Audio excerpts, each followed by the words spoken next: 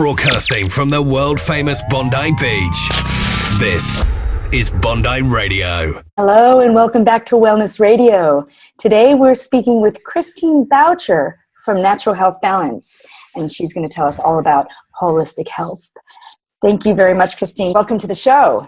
Well, thanks for having me, Sheena. It's a pleasure to be able to speak with you today. Yes. So, Christine, can you please tell us, how did you get into health promotion and disease prevention? Well, I guess it's kind of evolved from my experience and my background. So for over 20 years, Sheena, I worked in the healthcare industry, specialised in intensive care nursing. And during this time, I noticed that my patients were really sick, and that they were had lifestyle choices that they were making that were leading to the demise of their health and making them sick. So, unhealthy, sedentary lifestyles, poor nutrition, stress in their lives, all these factors were having an impact upon their health, which slowly over time led to chronic disease and led them into hospital for invasive procedures and medications and investigations. So at this time in this space that I was working, I would often think to myself, wouldn't it have been great if someone had have gotten to them before they got sick and put them on the healthier path and change their whole trajectory of their health journey so that they didn't end up in hospital. So I guess that's what's really prompted me into moving into the other end of the spectrum in this space, working with people before they get sick in the realm of health promotion and disease prevention. So through education and coaching and facilitating and supporting people to make healthy, modifiable lifestyle changes and choices so that they head down the path of health and happiness instead of down the path of disease and sickness. So what do you think are the main contributors to living a healthy life?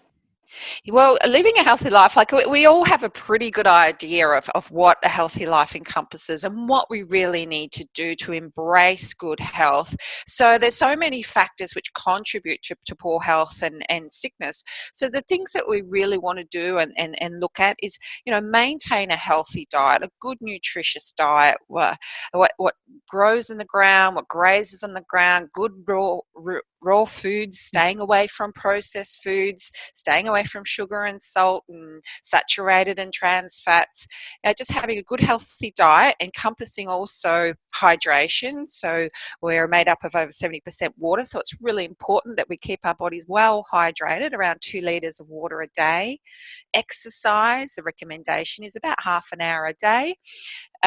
Keeping up a good exercise regime. Stress management is a really important factor that's often overlooked. So managing your stress, but also building your resilience around stress, not worrying about the little things, becoming mindfully strong and resilient so that the little things don't bother you and you're not eliciting those unhealthy stress hormones on a continual basis. Sleep is another. Sorry, I didn't mean to cut you off, but you just said something so beautiful, because I got mad at my ex-husband last night because he just got so angry for no reason, and there's no point in being angry because it releases, stress in your body, and the only person that affecting is you, not me. That's not happening on my inside of my body. But so, yeah, it's really nice to hear you say that stress and living a stress-free life helps. Yeah, that's right, Sheena, because often enough, people don't even realise that they're getting themselves into a worked up chronic stress state. And over long periods of time, the hormones that are elicited when we go into that stress response can be really detrimental to our physiology and ultimately to our health. So it's really important that we have the strategies and the tools and the techniques around how to manage that stress. So whether it be through meditation or visualization, there's so many different techniques and management techniques to help to reduce the stress, but also building that inner resilience. The way you think about things, the way you look at things or perceive things, is it really a big problem that you're stuck in traffic, or is it the end of the world? Is it worth getting yourself angry and upset over and eliciting those unhealthy hormones which can be detrimental to your health? Yes. So go on, I interrupted you. What other elements of a healthy life?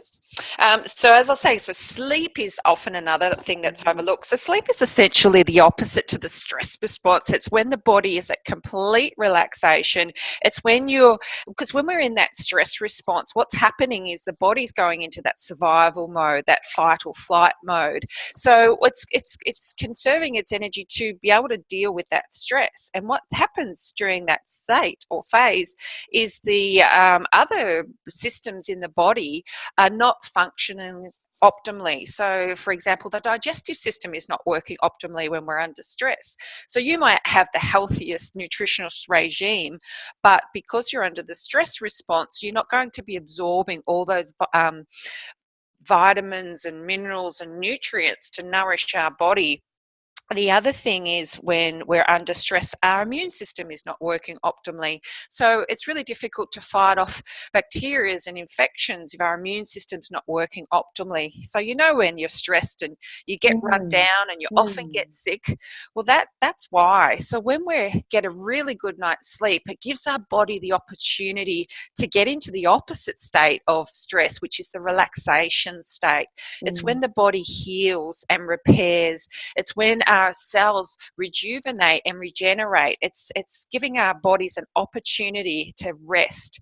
And during this time, all our systems are working at their most optimum. So our digestive system's working optimally, our immune system's working optimally. So we're fighting off any bacteria and infections so that we don't get sick. So sleep is such an essential part of optimal health, and it's recommended about 8 hours a night. Yeah, I was just going to ask. So are there any other tips about sleeping that would help with that healing process, like eye patches so there's darkness, or are there any other tips that will get you that best night sleep ever?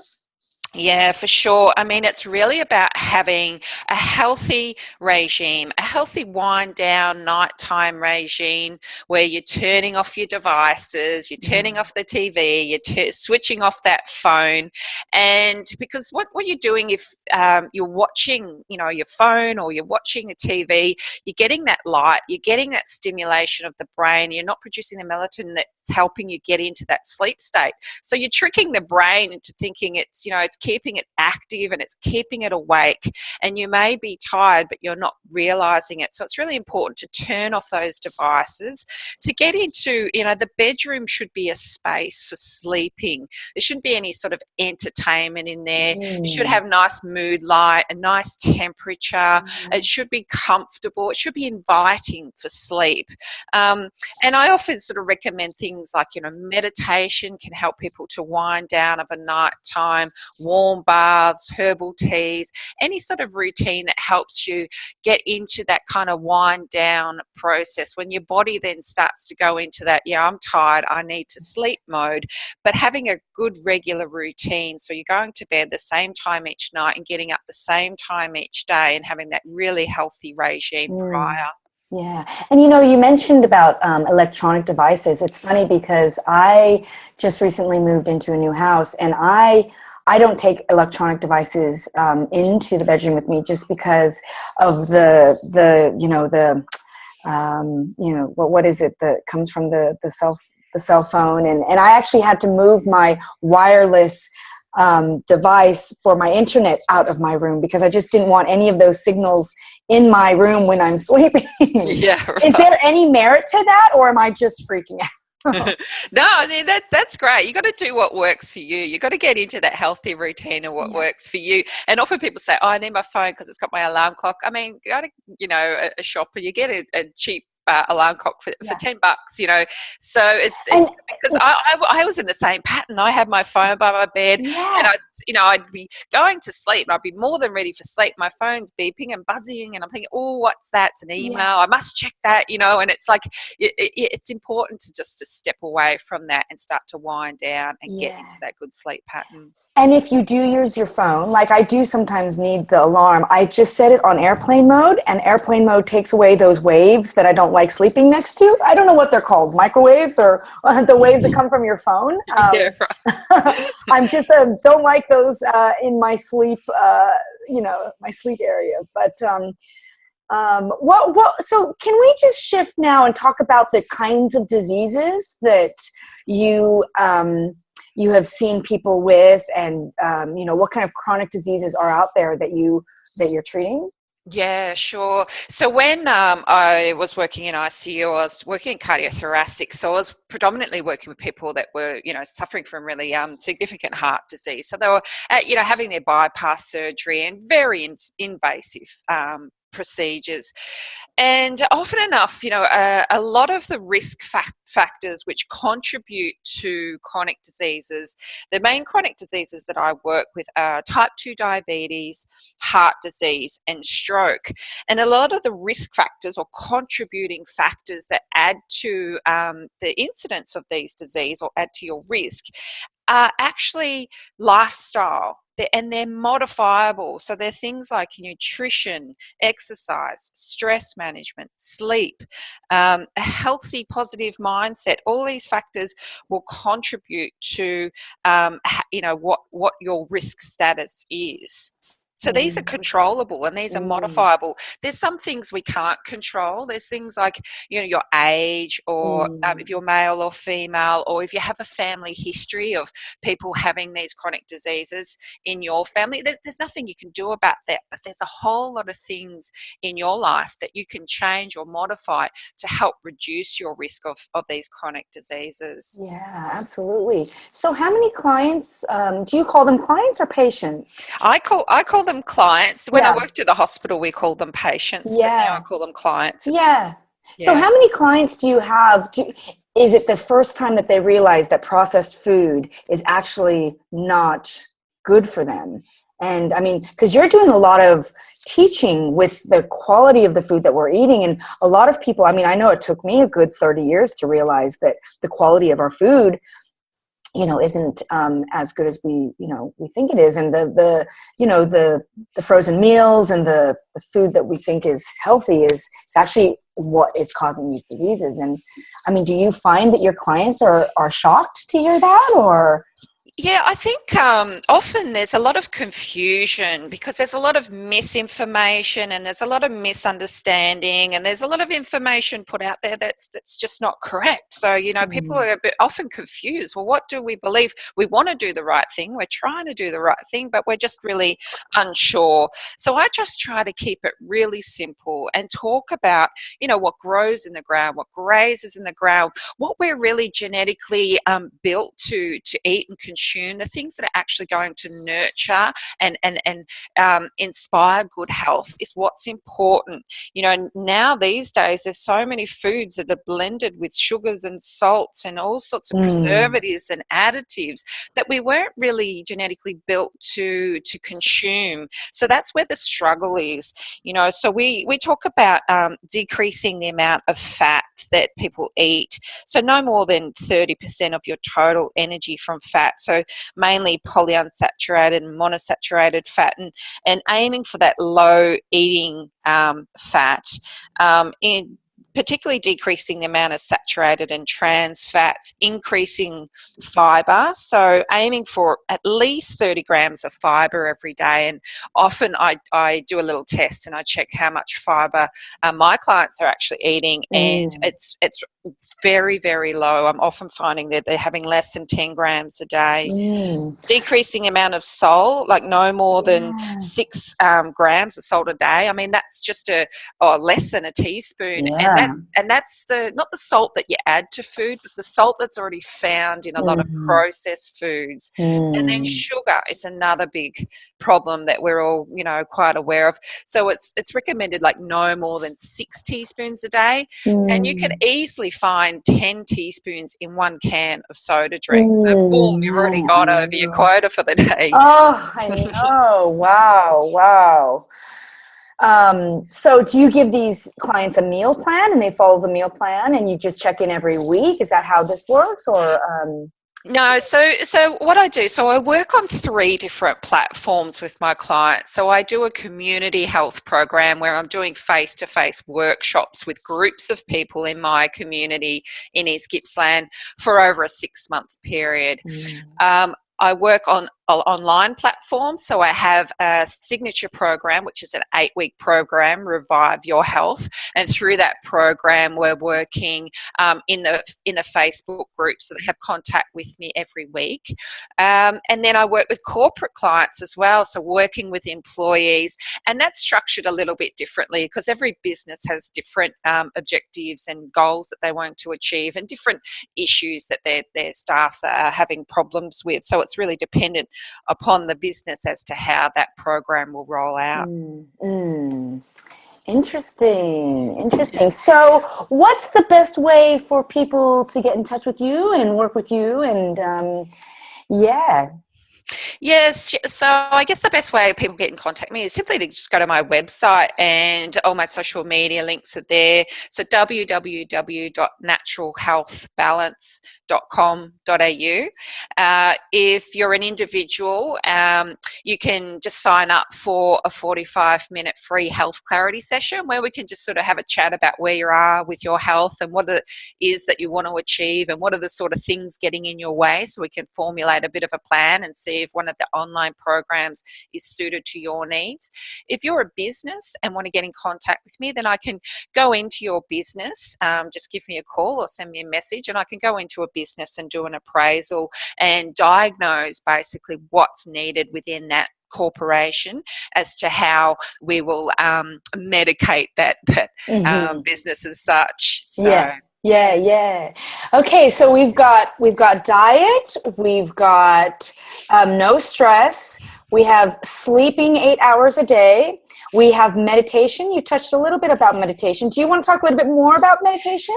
Yeah, sure. So like when I'm working with people, I think it's really important to encompass the whole. So we're not just made up of parts. We're mind, we're body, we're spirit, So it's really about encompassing all aspects of the person. So it's really about nurturing their spirituality and nurturing their mental health. So meditation is one thing that I do on a regular basis, and I've only been doing it for the last year, and it's just so powerful. It really helps to reduce the stress response. It really helps to ground you. It really helps to give you clarity of thought of what you need to, what it does for me, what I need to do to face any challenges that I have through the day. So it really helps to ground my spirit and my soul to help me to face all those challenges that I have to face as a business person. Yes. Right. So from a holistic standpoint, anything else? On water, what are your thoughts on water? Oh, I'm just drinking some water now, actually. I mean, it's amazing how simple water is and how commonly it is overlooked. It's recommended that we drink 2 to 3 litres of water a day, and very often I find my clients just aren't simply drinking any. And when you consider our bodies are made up of over 70% water, we need to be well hydrated to work for all biological functions to work optimally. And there's a couple of little tests you can do to see if you're dehydrated. If you squeeze your finger, it's called the capillary refill. If you squeeze your finger for 2 seconds and let it go, if it doesn't bounce back quickly with turgor and elasticity, if it's sort of still got a bit of a dint in it, that's a good indicator that you could be dehydrated. Interesting. Another one is have a look at the colour of your pee. If it's dark and concentrated, this is a really good indicator that you're also dehydrated. So it's important to try to get that 2 to 3 litres. We get about a litre in with our food if we're eating lots of raw foods and fruits and veggies. So about 2 litres orally that we need daily. And, it's recommended to have before meals because it helps to just give you that feeling of fullness and control portion sizes. Sometimes our brains get a little confused thinking we're hungry when actually, in fact, we're just thirsty. Yes, you're the second person that said that, because Liam said that as well, that your stomach doesn't know if you're hungry or if you're thirsty. It just wants something in there. So if you reach for your water first, your pains might go away. Yeah, exactly. And then it has so many other effects. It helps with your skin integrity and your hair and your nails, and you feel a lot more energetic. So I recommend your listeners just to challenge themselves to drink optimally for 1 month and just see how you feel. It just Mm. gives you so much more energy, which makes you more productive and efficient, and puts you in a better mood too. Yeah, I have an app on my phone. I think I was telling you earlier that every hour on the hour, the app reminds me that it's time to drink 8 ounces of water. And when I do, it's almost like I feel like I'm running on all cylinders, and it gets kind of addicting. Like you get really excited to drink your water because you feel so great. Yeah, and that's a really awesome strategy, actually, Sheena, because often I find my clients, not drinking water because they simply forget. So to implement a simple strategy like that, a little reminder, just to help you to keep mindful of drinking your water, Yeah. that helps to overcome any barriers. Yeah. What about vitamin D and all the other vitamins that your body needs? What are your thoughts on that? Yeah, I mean, I sort of, unless there's a deficiency, I don't recommend that people take vitamins. If you're eating a really good, healthy diet with all your vitamins and nutrients based in there, your 6 serves of veggie a day and your 2 serves of fruit today, if you're getting a good, healthy regime diet and you're heading out in the sunshine for your vitamin D, then it's not really needed to take supplements. Supplements are needed if there's something missing in your diet, if there's a sickness or something, you might need that supplementation. But by just getting into a good, healthy regime with your nutrition is going to give you everything that your body needs to be nurtured. Mm.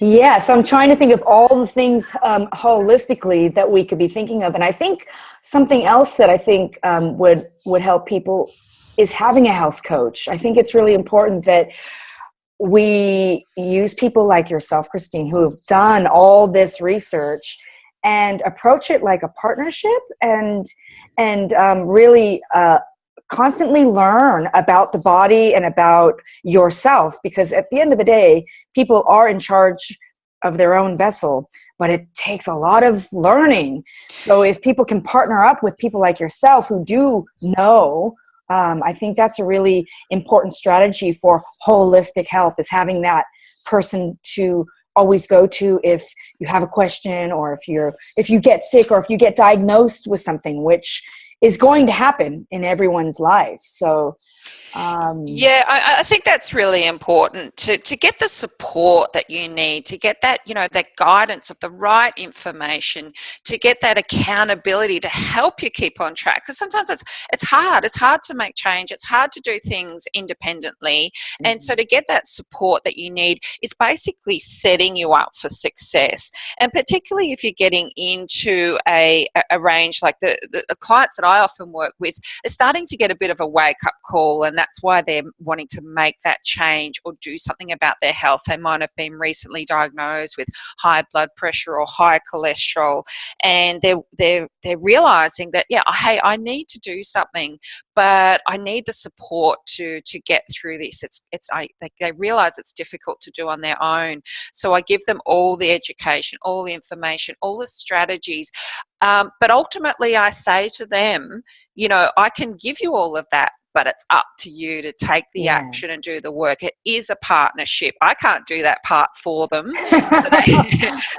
They have to make a commitment. They have to be ready, and I give them that motivation and get them in the right mindset from the get-go. That's really important. Once you get into that right mindset of believing in yourself, that you are capable of achieving any success really in any realm of life besides health, then you're ready to go. yes. And it's guiding you down that really direct path of health, happiness and success, as opposed to that road which I worked at the other end of chronic disease, hospitalization, invasive procedures. Trust me, nobody wants to go there. It's a sad and bad place to be. Oh, I know. Oh, Christine, I can talk to you forever. You're a wealth of information. Thanks, Sheena. It's great talking with you.